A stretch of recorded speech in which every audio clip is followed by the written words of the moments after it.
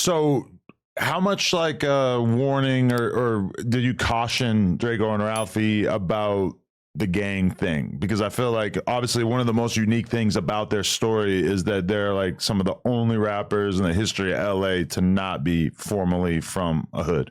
Probably because they didn't see their dad like pushing that envelope on them, and the things that I did do, or I'm guilty of, or whatever, however you want to put it. I didn't put that in their face and glorify that. I'm not trying to glorify nothing like that to no kid.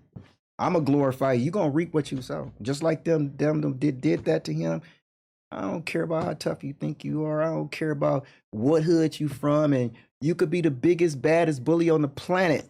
Karma gonna be like a Hellcat and run you down and get right on the side of you, and lights out. I didn't see the toughest brothers go to prison and come out and be the homosexuals. Really? I didn't see the weakest ones that look like, oh, he ain't gonna make it. He's not gonna make it. Come out and run the hood, run the set. Yeah, and it's not just a particular community. Different communities, I've seen this.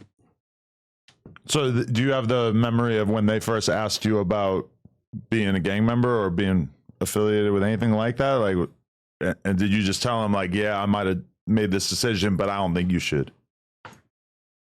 Let's see, how can I? Because it's a tough conversation to have with a young dude out here. Yeah, and the thing, okay, so you got to understand. My auntie owned the property, the duplex. It was a set of 5 duplexes over there. She owned those.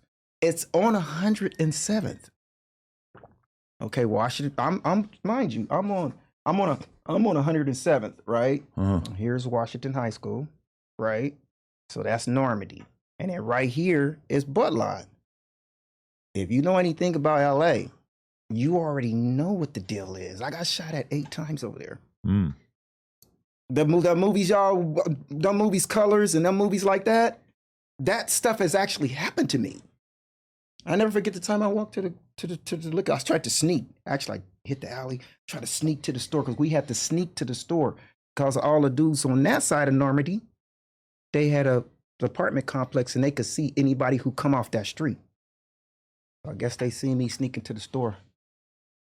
And it was like the movie Colors. They jumped in about 4 whips. And they was actually guns out of the car. Pop, pop, but I could see when I'm running, I could see the bullets sparking on the gates and all of that. The only reason why I'm alive to this day, because I jumped the fence. The biggest pet bull I've ever seen in my life on a chained up to the tree. I'm like, okay, my luck is just terrible. I jumped back there. So dude, that got the owner of the house, I guess he came out. What are you doing in my backyard? He had a shotgun on me.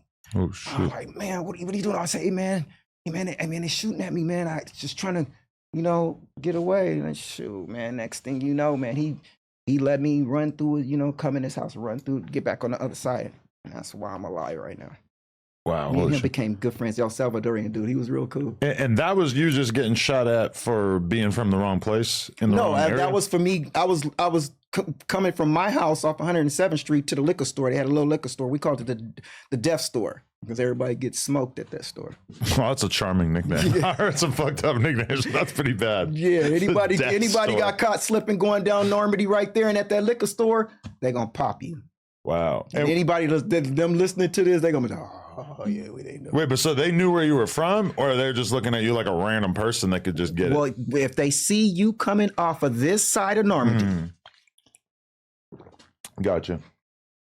You was from that community. Right. If they seen you coming from that side of Normandy, then you was from that community. Right. And it was a consistent war.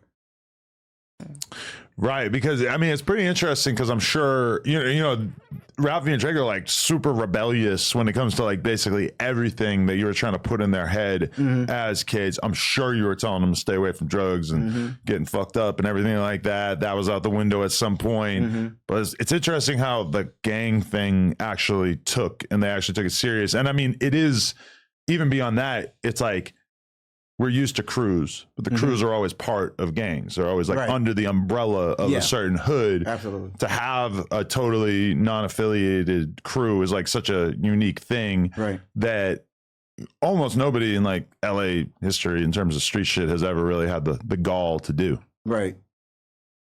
Yeah, absolutely. So Duro and Devontae is kind of like, man, they wanted money. It transitioned from that candy selling. That's where it transitioned from. That day, man, we was flipping money.